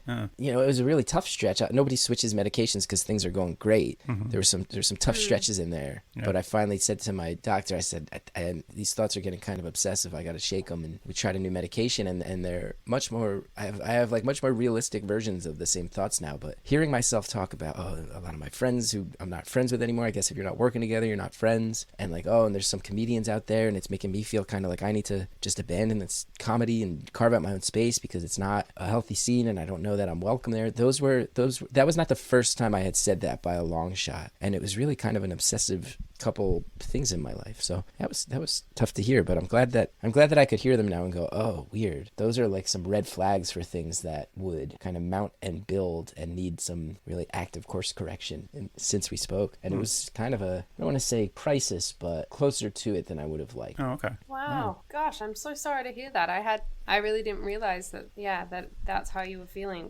How's the change in medication gone? Really, really well. Really, really well. I had been on the same medications for like 13 years, and I think probably they had maybe hit a point of being like a placebo thing. And a few years ago, my doctor had talked to me about switching medications because she's just become firmly more of the belief that I have a lot of like ADD and ADHD things going on that go hand in hand with the depression, but we'd been kind of medicating with depression drugs, and she had pushed it. We had tried it at one point, and she had put me on Adderall, and I wound up abusing it, so that made it null and void. It's like, well, there's not going to be any positive side effects if I'm just eating it like jelly beans. And I said, I think it's clear I need to change. So she put me back on that. And I, of course, swore up and down, I will not mess around or play that game anymore. And I did not. And it was really a lifesaver in a stretch where things were getting really bad. Oh, well, that's good to hear. Yeah. That's such a relief. And who knows? Hopefully that continues. So your album came out, your new album and your new special came out in June. How was that? It was good. I chuckled as I listened to it and said, maybe that'll blow up and it'll catch momentum. That'll help my ticket sales. It did not. It did fine. The people who, like all of my projects, the people who found it seemed to really value it and think it was funny and had some heart to it, but it didn't set the world on fire. That's okay. I was pleased with it. And I also realized too, the process of releasing it was also a big part of kind of realizing some of the stuff I was talking to you about before. Really kind of like, I don't love watching myself or listening to myself on things, but because of that being self-produced, I had to kind of watch every edit, and I was going, oh, there's some footage in here where I'm definitely like, I wouldn't say crazy, but it's a very skewed vision of what's going on, and kind of really helped me see that stuff. So on a personal level, the special was hugely impactful. Professional level, put it out, proud of it. It didn't run to the top of the charts and change everything like I was hoping, but I felt good about it. That's good. I mean, if you're proud of it, what else can you really ask? Yeah, I think it's good. I think it's legit good. I like it. Yeah, I really enjoyed it. I was listening to it earlier today, and it's great. I think it's really great. Thanks. It's really fun. I laughed really hard. I'm definitely good. going to have to check out Gatorland. My parents live in that part of Florida now. Oh, mine too. Yeah, but yeah, next time I'm in Orlando, I'll have to check out Gatorland. Well worth it. It's real great. It's real cracked out in the best ways. Yeah. Chris, Matt sent me your essay on lawn, and I really loved it. I found it quite... Lawn care remains a passion, quite moving. It was nice reading it as well, obviously, after listening to your first half, and obviously you were talking about your lawn passion then, and then I don't know, there was a lot in that essay. It was pretty deep, it really impacted me. Thank you. I'm glad to hear that. And I'll tell you, I'm so happy you brought this up, Tara, because huge development in the past 6 months is I have completely shifted my lawn care priorities. Whoa. I was not expecting this level of revelation here. Let's stop rambling about needing to switch medications because of a mental health crisis and a life reckoning. Let me see if I can find there's a soundboard in this, if they can be yeah, it's time for it. I've been talking about my lawn so much and putting out the essays and talking about it in my comedy, and a guy reached out to me, and he has a lawn maintenance company, and he does work in my area, and he focuses purely on, get this, organic lawn care. Right. So Nice. he aims to be chemical free with the products that are used and the techniques, and a lot of it is about like bioregenerative farming and a lot of these sort of like old school techniques that people are trying to bring back. Like, you know, people were cultivating crops and vegetables and lawns before we had all modern technology and chemicals. Let's get back to how they used to do it. So we're talking about biochar, compost tea, Whoa. fertilizers made largely out of eggshells, like things that are really chemical free. And it's a big risk, and I'm nervous to take it because I've put in a lot of work on this lawn, but I'm really happy. And if it goes well, I feel like it could be huge. It could just be huge for my lawn and my mood and my sense of self-worth. Right.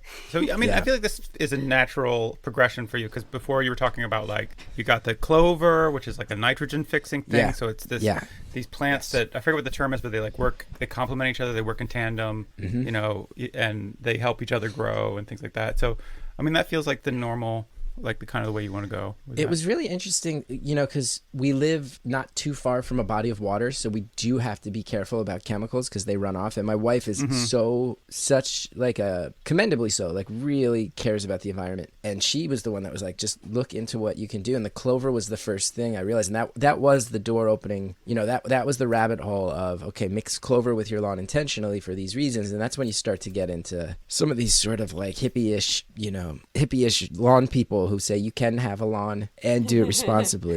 Right. But the compost tea, I may start brewing my own compost tea, which sounds like an absolutely disgusting process, but It is. pretty cool. Yeah. I did recently find out, I got some very distressing news last weekend, which was that this guy who I'm working with, he was basically like, you know, there's certain things that as a landscape, like you need to be licensed to get certain products or certain equipment to apply products. And he's like, there's certain stuff you just can't do. So what if we come up with a system where like hire me to do the stuff you legally can't do, and then I'll build a whole calendar on how you can do the rest. I was like, this is exactly what I need. This is perfect. He's So like your life coach now. yeah, in many ways, lawn coach, life coach, they're kind of synonymous when it comes to me. So yeah, he's really gonna help me through all this stuff. But he did discover that sections of my lawn had grubs, and that was very distressing. Very distressing. It was not good. Not good. Oh, yeah. Yeah, because they'll eat the root system out from under the grass. You know, everybody knows that. I definitely felt like I was getting anxious while mean- reading the essay, just with all the stuff that was. It felt like there was so much going on underneath, both obviously internally for you, but also for the soil itself. Like, as in, there was like so much going on under the lawn, you know, with the bamboo shoots that kept. And I don't know. I felt like. That's. But yeah, it felt that stuff is bad. it felt I'm assuming obviously very much intentionally, but as if you were trying to like somehow fix, obviously, like I'm assuming it was intentional, but like fixing the lawn is somehow like fixing yourself. Was this some kind of like, I mean, I feel. Yeah.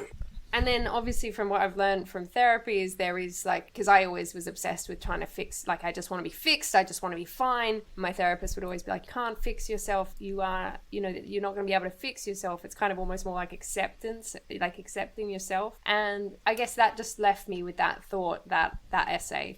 Well, that's one of the things I will say in a very simple way that I came to love about my lawn. And it shows up in the essay, and I'm glad you saw it all there. But even in the most basic way, I realized like I would mow my lawn, and even just doing that, like not something that involved like needing to be like Googling like soil zone temperatures and what works in the northeast of the United States and blah blah blah. What's a good grass seed mix for shady areas? Like that stuff's all very nerdy. But on a basic level, I'd mow my lawn after we moved in last year, and I'd get halfway across, and I'd stop and look, and I'd go, oh, look at the half that I haven't done yet. It's still all overgrown and looks all bad. And I can turn around and look at the other half of the lawn that I pushed this thing over. Looks clean, looks how I want it to be. And I realized that it was, I mean, a very cliche, sort of like suburban midlife crisis white guy stuff. And I was like, here I am raising a toddler. That's scary. We're in the middle of a pandemic. That's terrifying. A career as an artist, which I'm very blessed to have and very lucky, but it always feels uncertain. And the pandemic made that feel less certain than it ever has in my whole life. And then I can turn around and go, this is sort of the one thing that I have going right now, where I do it and I see the actual demonstrable effect I have had. It's like that. half of the lawn looks good because I worked on it. And if I keep working on the rest of it will look good. And this is all pretty basic. And that is kind of, I think there is some mechanism of control. And it's like one of the main things I kept pointing out in the essay is like for an artist who's always had kind of like a creative brain and also a little bit on a personal level, an out of control brain. It's like the first time in my life that I've really seen the value of science, where I just go, if factors X and Y happen, it leads to Z. And you can help control that, and you can help guide that and dictate that. Just having any sense of control over anything this past year felt really necessary. And for me, for some reason, that became lawns. I don't quite know why, but it just feels really good to have something where I go, it's not really open-ended. It's just the more work I put into it, the better it looks. And if the weeds keep showing up, who really cares? It's not the end of the world. Like with my son, I can try to do stuff and teach him and be good. But like if you screw up, that could be really bad. You know, like that's true for that's true for professional life stuff, for marriage stuff. There's so many ways to screw it up. There's only so many ways to screw up a lawn. And even when you do, you get another chance next year. And if you have you run the mower over that, you get a clean slate. And it looks fine. You mow it short enough, it all looks fine. And you know it's there. Nobody's really cares. Yeah. It proved really valuable to have. I understand that, but for me, like the lawn, I'm just like embracing chaos with the lawn, and I just want it all to like, I want to see if I let it go, like where it goes. I just want to see what happens. Yeah. And so I've taken the completely opposite stance with my lawn, where like this weekend I actually tore up the whole front lawn and planted wildflowers with the intention of creating like a wildflower meadow in the front lawn. Yeah. Is it for bees and butterflies and other pollinators? Oh, 100%. Like I'm only like, it's all native wildflowers. It's all just like, so it's going to be good for the bees and the birds and things like that. And that's all I want. And I just want the whole front lawn to be just wildflower meadow. And I just don't want to have to kind of like, as it is a low maintenance thing, but then also like to see what emerges from the ground. Cause like there are flowers that the previous owner had planted that just kind of randomly emerge sometimes in the front lawn, like bulbs of tulips and grape hyacinths and things like that. And I find that great. And I find that better than, I don't know. So yeah, I thought it was, reading your essay, I thought it was really funny because I was like, oh, I've taken a different philosophical tack with like maintaining like my lawn, because it's like, I really only care like if it's doing stuff, like if it's helping bees and stuff. And like I have a bee house for like solitary bees that I built last year. So like it helps like all these pollinators but it's just like all these things. I just want it to be wild and like full of bees. I don't know, that sounds weird. Like I just love your like solitary homes for solitary bees. Like I just always think of these little bees being like, I'm a lone wolf, live alone, die alone. A lot of them are like newly divorced. They're starting their life over. Right. Oh, Right. We have a lot of mosquitoes here, and we were thinking about getting a bat house. Nice. Get a bat house, but we haven't gotten it together yet, but that's pretty cool. I want to get a bat house, but then I found out you have to put the bat house like ridiculously high up in a tree. And I was just like, I don't think I can get up that high in any trees. I don't know. It needs to be up high and get a lot of sun and face a certain direction. And I have a friend who has one where he like put his life on the line and then he didn't hang it totally correctly and there's no bats in it. And I'm like, no, I want an army of mosquito eradicating bats that live in tandem with my family protecting us. That's what I want. Yeah. I want to try to really make them feel like mi casa su casa. Like this is your home. You have a vested interest in keeping this place mosquito free, because that's another thing we've learned in the past 6 months is now that there was a summer, we've learned that for some reason mosquitoes in New Jersey find my son to be the most delicious human being.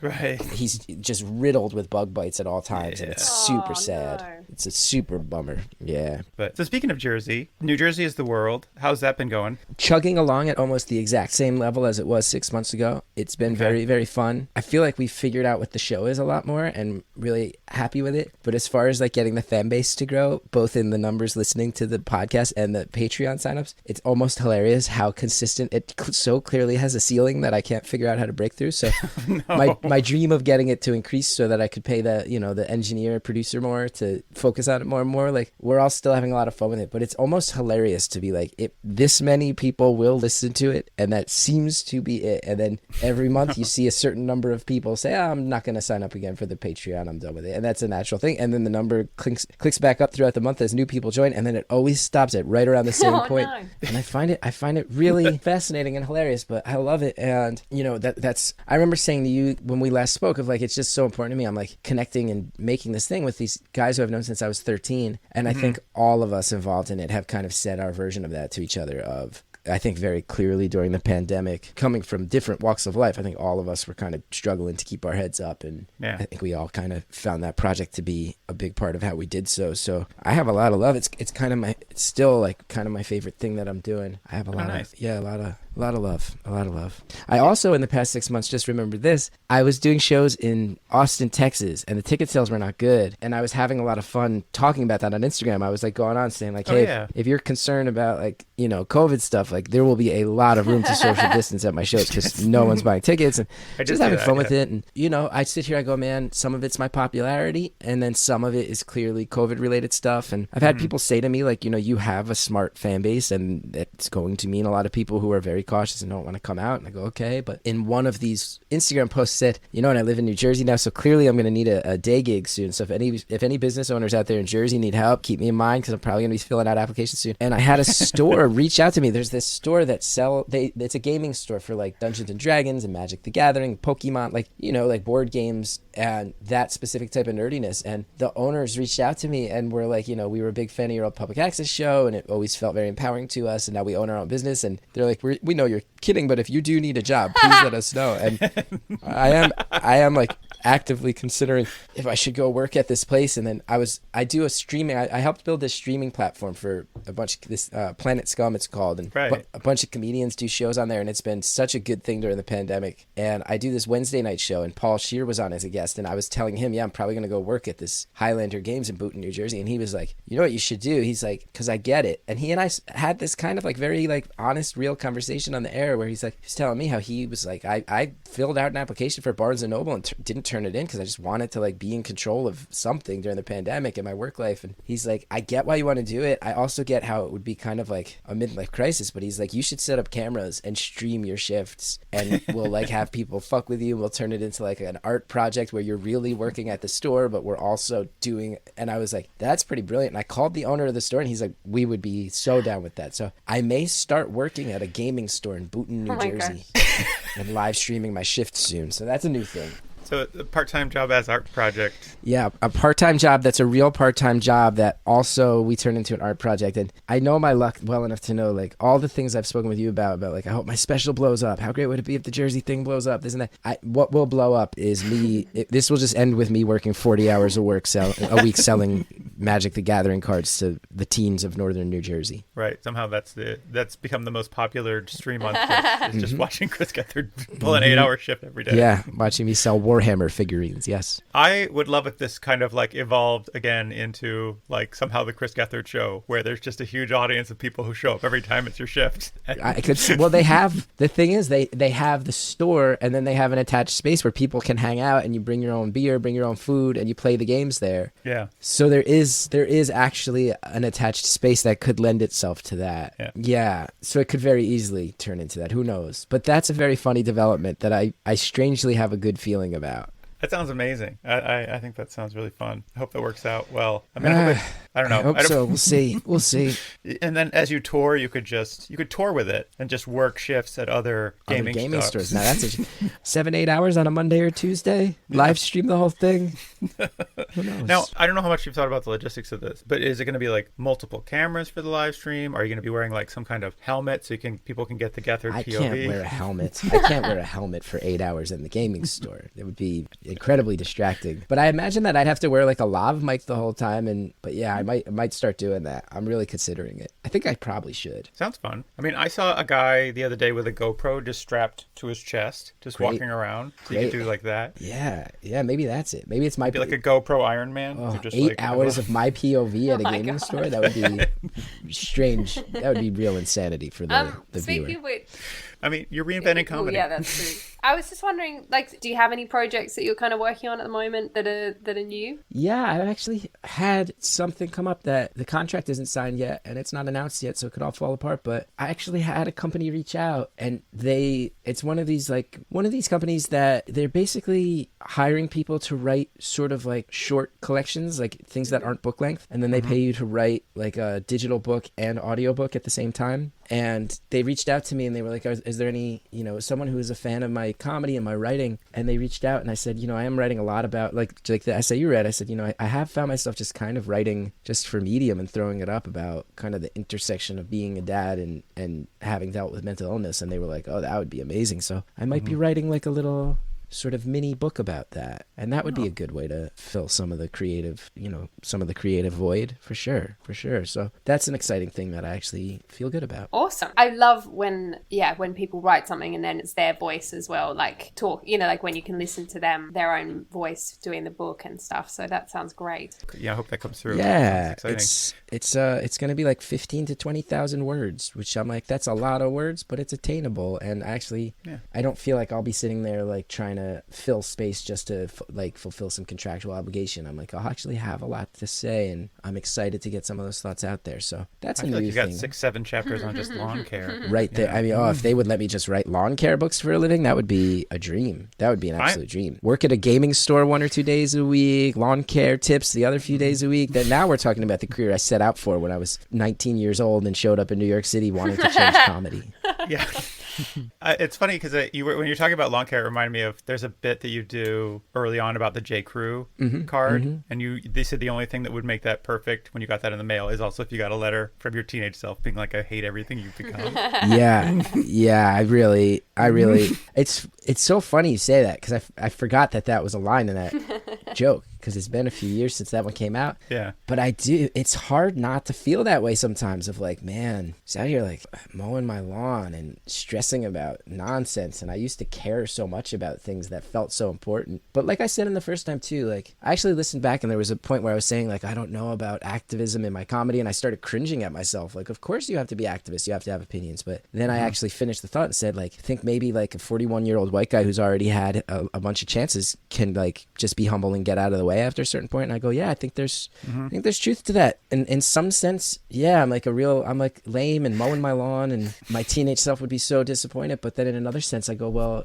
some of that is because I feel like I did fight some fights that I felt like were worth it, and they're fought now, and I did my part, and I feel great about that. And it's okay to get older and lamer, and it's okay to admit that there's other people who need the spotlight, and that if this is what I have to say now and that's honest, then that's what's going to be best anyway. That's what people are going to nobody wants to see. Nobody likes it when you just keep forcing it as if you're still 25 or 35 when you're 41, right? Like you got to be authentic, you got to be true. And even in the past 6 months, I think there's been a lot of growth towards like realizing that that's not a negative, that it's like it's jarring and it's intimidating, but it's not negative. And maybe your teenage self would actually be really proud of you. I think he'd be thrilled that I was alive. I think he'd really like my son. I think he'd really like the way I'm trying to interact with my son and teach my son. I think he'd be thrilled about all that stuff. Yeah. He'd also be like, I mean, you grew up in Jersey, so you know, Matt, like he'd like be like, oh, like you're from that town, like every he'd be like, oh man, a bunch of soft, weak people up in there. Like everything in Jersey is like class conflict and judging each other. So he'd also be like rolling his eyes that I live in some like sleepy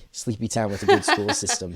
I was gonna say, this is kind of off topic, but I just listened to the South Jersey is also the world. Oh yeah, those have been very fun. Yes, I'm very interested to listen to because that's your stomping grounds, right? Yeah, that's where I'm from. Well, it's funny you were talking about like you've never been to Salem County, and you go this long diatribe of how you can't imagine any time you've ever been to Salem County or why you would go, and that's exactly where I'm from. So. But I bet that's how you must have felt about like Essex County or Passaic County. Why would you? No. They're not really. Yeah. If you live in one of those, you've made a choice that doesn't really attain much with the other. I was thinking about like, yes, I was like, this speaks to my experience, and basically I thought North Jersey was Camden and above. Camden is North Jersey to you. Camden is North Jersey for me because it's a rural urban divide as far as I'm concerned. Yeah, and sure. But so Camden gets really urban, as far as I'm. But yeah, it was. Yeah, you guys got into this long discussion about how South Jersey is terrifying in like an existential way, or like the kind of Lovecraftian horror. Yes. Yes. And I was just like, holy shit, that's right. That explains so much. I was like, I thought that was just me.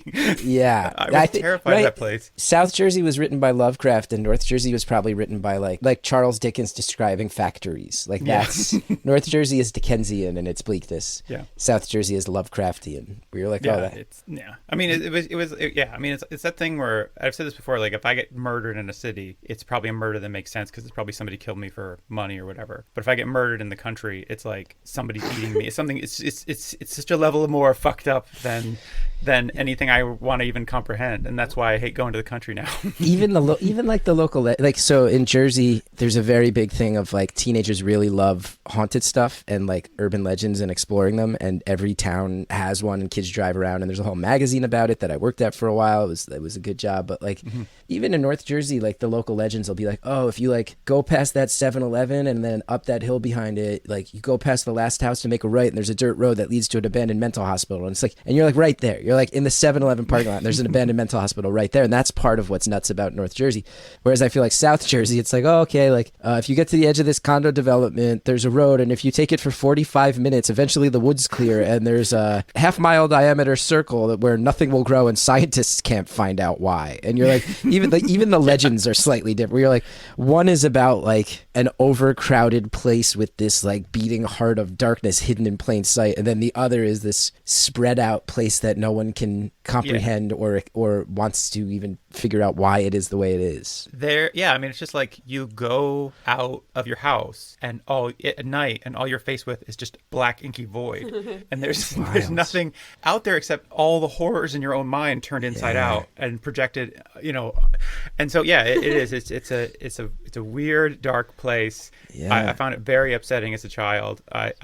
I don't know. Anyways, sorry, got off on this tangent. We've had you for almost an hour. I need to focus up and end this thing. So, and really, thanks so much for your time. Again, please. It's a lovely conversation. Thanks for having me. So, Chris, just finally, what's next for you? You got the games. You got the part-time job at the game store. Yeah, probably gonna be working sometime soon at a gaming store in Boonton, New Jersey, Highlander Games. But yeah, keep getting out on the road. I've got like 15 more cities this year, and we're lining up more for next year. And hopefully, we keep finding ways out of the pandemic so the shows feel more. Right now there's a path of resistance to getting to the show for me and audience members, and I just feel like the more that clears, the better it's going to be. So just want to keep doing live shows, write this little book. We'll see if that'll be the thing that takes off. Like maybe I thought that special was going to be the thing that took off. Maybe I'll just work in a gaming store and be happy. Who knows? But yeah, that might be the thing. People love when comedians write books about parenting. So turns out. So, and I've got a lot to say about it right now. And so I do think the idea of a lot of, not to spoil it all, but like I've been so public about the depression stuff that people will say to me like, oh, you've got a son now, I guess you can't kill yourself. Like that's become a joke that I've heard a bunch of times, and I get why people would make that joke with me, but I actually, when you think about it, I'm like, it actually is very unfair to my son. And like that's a thing that I think I can speak a lot to, is like, I was so scared to have a kid because of my mental illness, and like it is not his responsibility in any way. And that's kind of the perspective I'm approaching the whole thing from, is like, no, like this romantic idea of like, oh, you've got a kid and now you've got a reason to keep going, is like, no, that's not his job. Like that's not his job. And I actually think that people have said that to me enough that I've really thought a lot about that perspective. And I think there's probably something good for me to put out there. Maybe other people who have their own version of, who need to take their pills for whatever reason, or who have been hospitalized, who are going, I'm scared to have a kid. Like I think I might have some good perspective of like, oh no, like your kid is allowed to just be a kid. You're allowed to be fucked up in the brain. And there's not some romantic narrative that your kid gets tied into that and owes you anything. And that actually removes a lot of pressure, is what I'm hoping. So that's like the main thought is, it's not my kid's fault that he got a fucked up dad. I just got to work hard to be as healthy as I can. And all he has to do is be a kid. He doesn't owe me anything. So that's kind of the idea that I want to sink my teeth into. Yeah, that's because, I mean, I don't know, like I've had my issues with mental health and anxiety and depression and all kinds of things like that. And then like having a kid and thinking about like, we either are or we know people who have like had parents who weren't dealing with their shit, and we've seen how that affects people. And but I think a big part of breaking that pattern is just understanding, and like taking responsibility for your mental health and like thinking, anyways, not making it their problem. Exactly. It's just like, what is this kid, like I was saying before, almost about like people getting to shows and me getting of like my baggage can't be a path of resistance for him. He didn't do anything. So like he doesn't need to be tied into some vision of, now you're here, kid.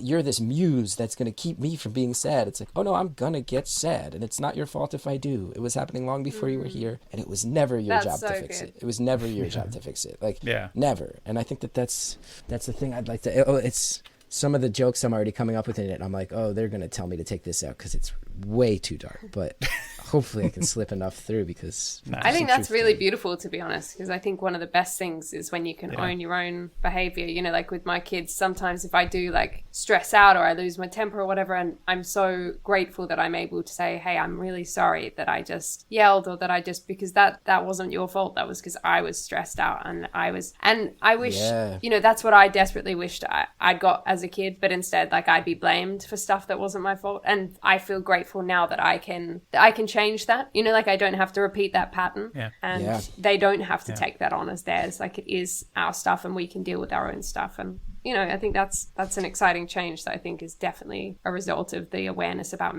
mental health now, you know, and that it's okay to talk about it. I hope so. And I hope that, like, I feel like we're kind of the first generation, and not even born into this generation. Like, during our lifetime, it has shifted where it doesn't feel shameful to discuss this stuff. I think they really appreciate it when I say sorry. I think my son, you know, my sons, but particularly my, you know, almost 4-year-old, I think he really gets it, and he'll be like, that's okay. So there's a balance. Like, not everything is then obviously our fault either. Like, as in, there are times where you have to say, look, you can't behave like that, but it's how you do it. I think that's true. And I bet that the times that you are humble enough to apologize and let them see, like, oh no, that was wrong, I shouldn't have done that, and you know, means that when you do go, hey, you're driving me crazy right now and you need to cut the shit, well, now they know that you're willing to admit when it's not their fault. So it means when you tell them it is their fault, I bet there's actually a lot of value as a parent with that, because they understand, like, okay, like, you will step up and take ownership of it when it's your fault. So if you're telling me it's my fault, I guess I got to take ownership of it too, because yeah, definitely.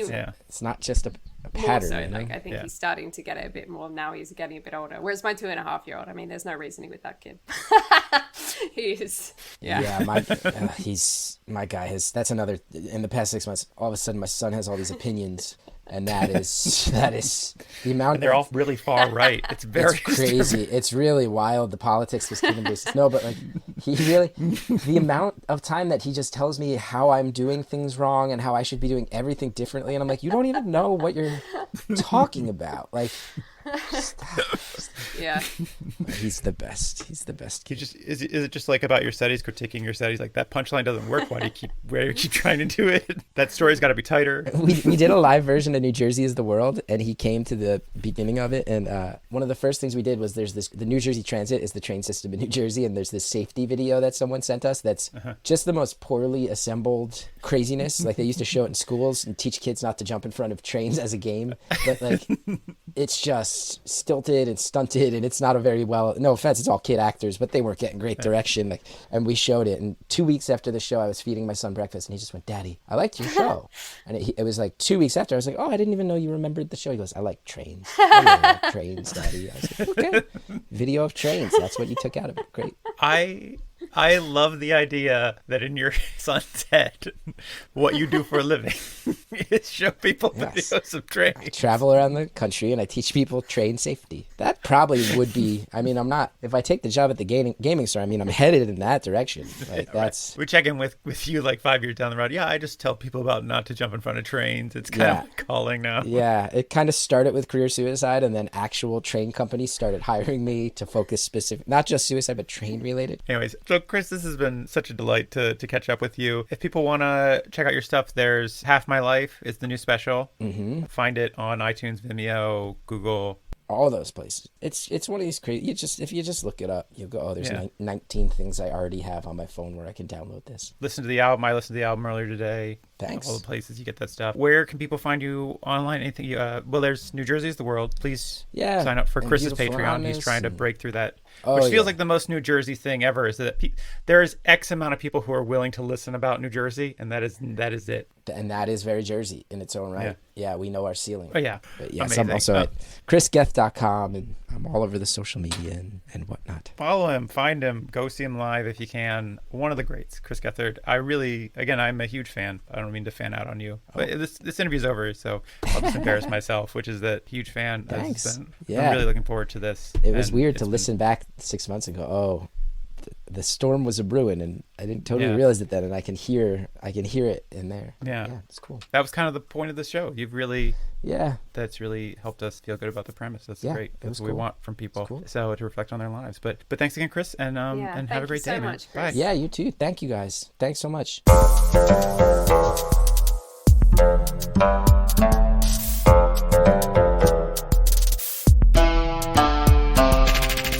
think I was just super excited about going back to Australia, and my prediction was that obviously we would be going back to Australia. And I think that's all obviously been quite sad because, you know, like we've had everything lined up and in place. We booked flights months ago and those flights have been cancelled, and we're now part of the thousands of Australian citizens, you know, unable to get home. And it's crazy. Like, I'm part of a group now called Australians Stranded in the UK. It's on Facebook. Oh. And, you know, we just get sort of daily updates and everyone's just like, oh my gosh, my flights have just been cancelled. I can't get home. You know, people have all kinds of issues, you know, like my granddad's really unwell, or like people have really sad stuff, you know, like where they've not been able to make it home to see their mum before their mum has passed away and that kind of stuff. And you just think it's just hard to believe, really, because it's literally because of the Australian government's stance on quarantines, like as in the fact that they've cut the quarantine numbers so low that only 1,500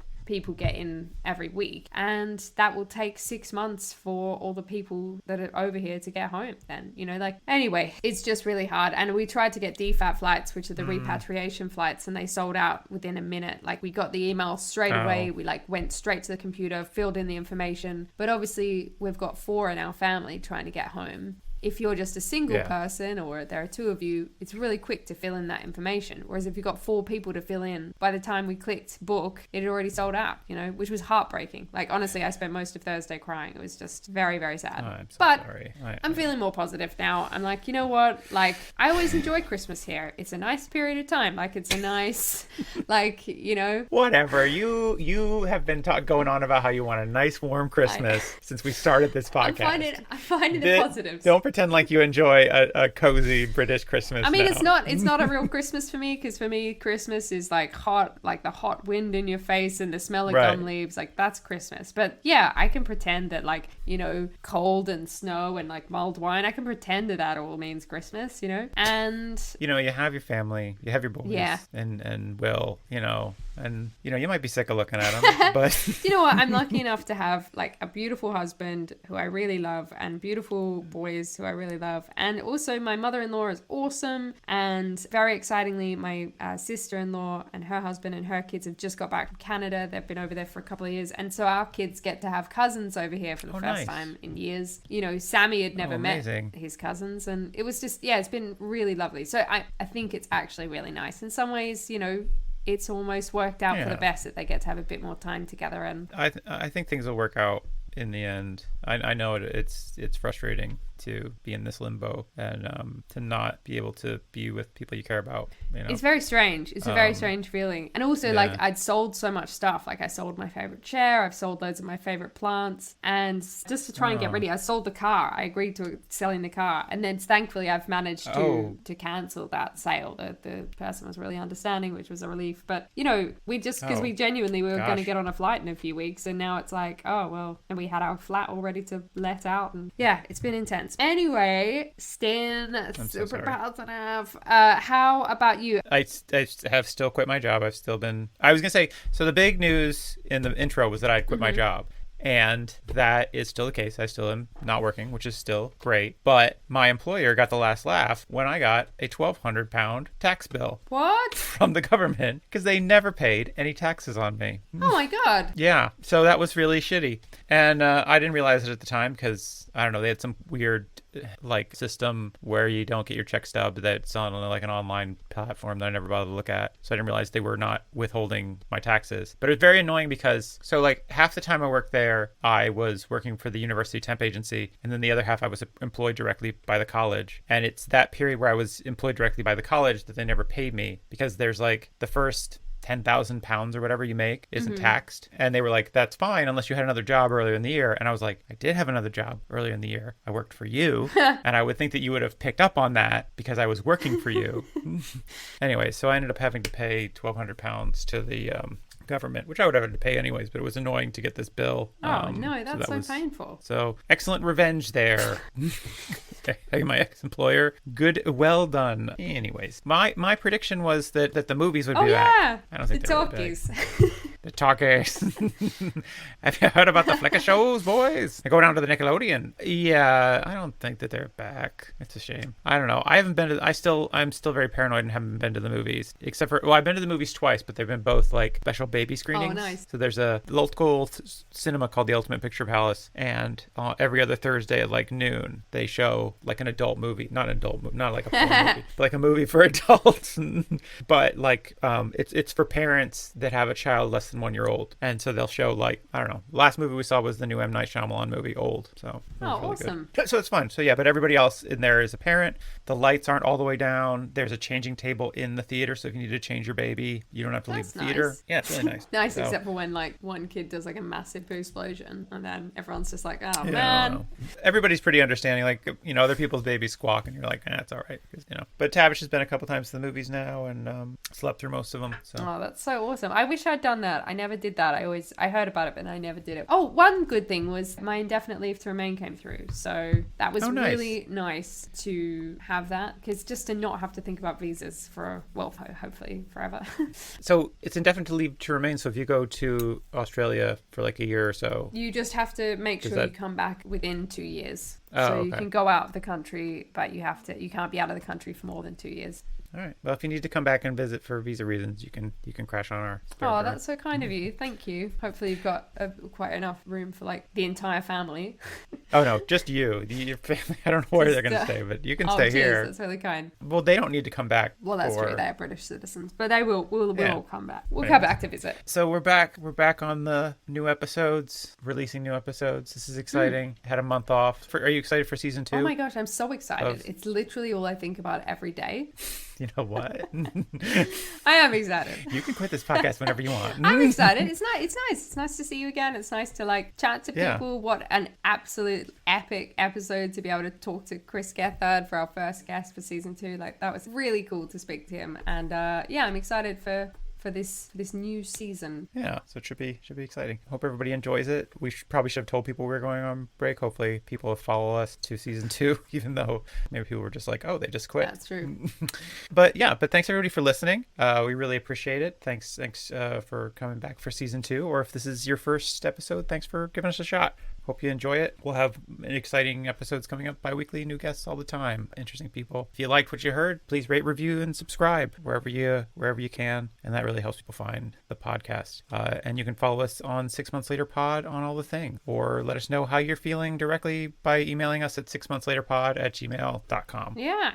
And if you're looking for Tara, where can people find you, Tara? You can find me on Instagram and TikTok. My name is tara.the.ham, as in like the meat. Tara the Ham, that's me. I'm also Tara Newton Wordsworth on Facebook. I don't do much on there, but feel free to follow me on there as well. I think I'm on Twitter, but I don't care about Twitter. What about you, Matt? Yeah, I'm M. Shadorn on a couple of things, mostly on Instagram. If you follow me on Instagram, you can see the upsetting toy that I won for my child at the carnival. It is almost certainly haunted. But thanks everybody for listening. Yeah, tell a friend, and we'll see you again next week. In 6 months. Bye.